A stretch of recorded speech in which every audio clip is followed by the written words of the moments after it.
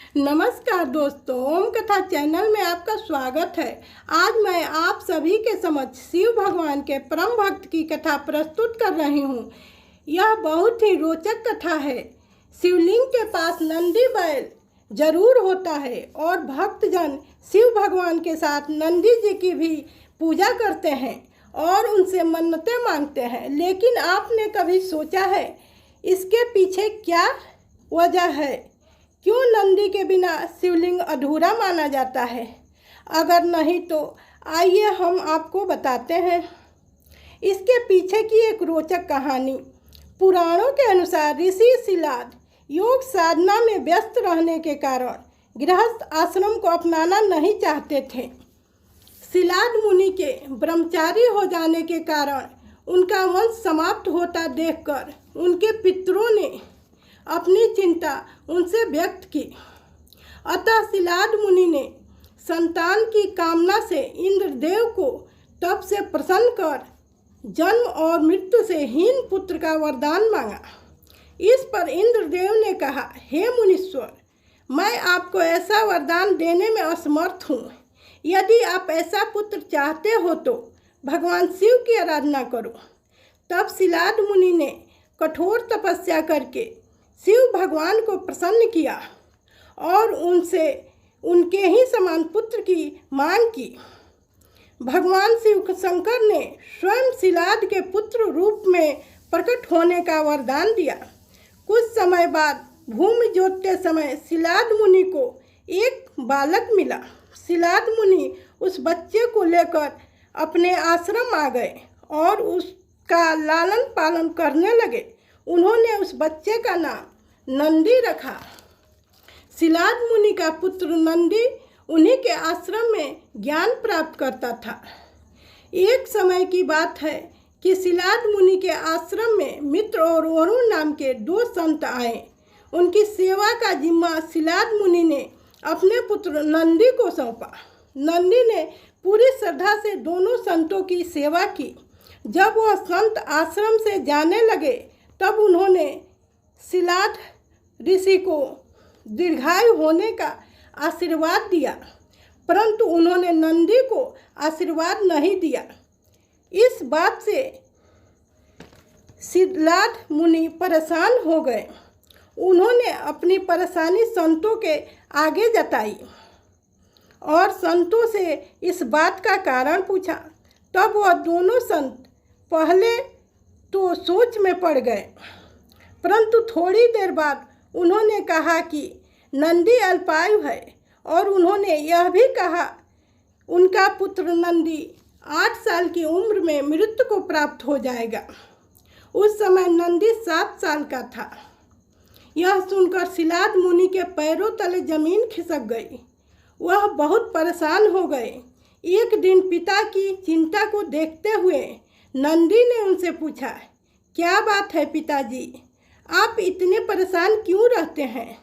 शिलाद ऋषि ने कहा, संत कहकर गए हैं कि तुम अल्पायु हो, इसलिए मेरा मन बहुत चिंतित है। उस छोटे से बालक नंदी ने जब अपने पिता की परेशानी का कारण सुना तो वह जोर जोर से हंसने लगा और बोला, भगवान शिव ने मुझे आपको दिया है। ऐसे में मेरी रक्षा करना भगवान शिव की जिम्मेदारी है। आप परेशान ना हो। नंदी अपने पिता को शांत करके बोआन नदी के किनारे शिव जी की तपस्या करने लगा। दिन रात तप करने के बाद नंदी को भगवान शिव ने दर्शन दिए। शिव जी ने कहा, हे वत्स, तुम्हारी क्या इच्छा है? भगवान शिव के दर्शन पाकर नंदी यह भी भूल गया कि वह लंबी उम्र के लिए शिव जी की आराधना कर रहा था। नंदी ने कहा, प्रभु, मैं सिर्फ आपकी सानिध्य में रहना चाहता हूँ। नंदी से खुश होकर शिव जी भगवान ने उसे गले लगा लिया। शिव जी ने नंदी को बैल का चेहरा दिया और उन्हें अपना वाहन, अपना मित्र और अपने गणों में सबसे उत्तम रूप में स्वीकार किया। शिव भगवान के कहने पर माँ पार्वती, गणपति और समस्त गणों ने नंदी का अभिषेक किया। इस प्रकार नंदी नंदेश्वर बन गए। बाद में मरुतों की पुत्री सुवेशा के साथ नंदी का विवाह हुआ। शिव भगवान ने नंदी को वरदान दिया कि जहाँ नंदी का वास हो वहाँ स्वयं महादेव निवास करेंगे। इसके बाद ही शिव भगवान के मंदिर में बैल के रूप में नंदी को स्थापित किया जाने लगा। आमतौर पर खामोश रहने वाले बैल का चरित्र उत्तम समर्पण भाव वाला बताया गया है।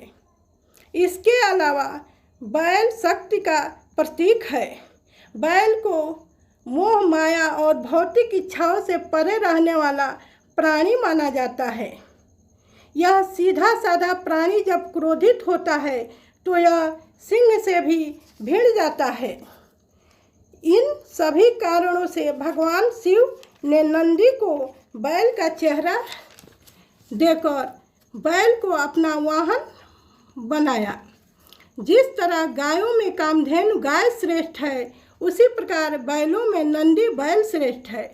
और बताया जाता है कि असुरों और देवताओं के बीच समुद्र मंथन के दौरान जब हलाहल विष निकला तो संसार को बचाने के लिए इस विष को स्वयं भगवान शिव ने पी लिया था।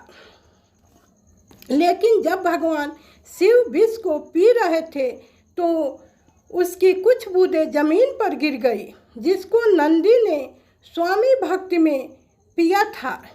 इसके बाद से ही भगवान शिव ने उन्हें अपने सबसे बड़े भक्त का दर्जा दिया।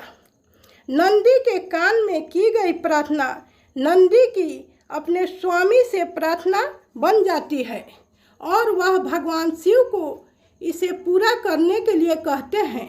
नंदी की प्रार्थना भगवान शिव कभी भी अनसुनी नहीं करते, इसलिए वह जल्दी ही पूरी हो जाती है। आदरणीय श्रोतागण, इस कहानी से हमें यह ज्ञान मिलता है कि कोई भी संकट आए तो हमें शिव जी का ध्यान करना चाहिए। जैसे नंदी जी ने उनका ध्यान करके अल्पायु से अमर होने का वरदान प्राप्त कर लिया। ओम नमः शिवाय, ओम नमः शिवाय, ओम नमः शिवाय, ओम नमः शिवाय, ओम नमः शिवाय, ओम नमः शिवाय, ओम नमः शिवाय।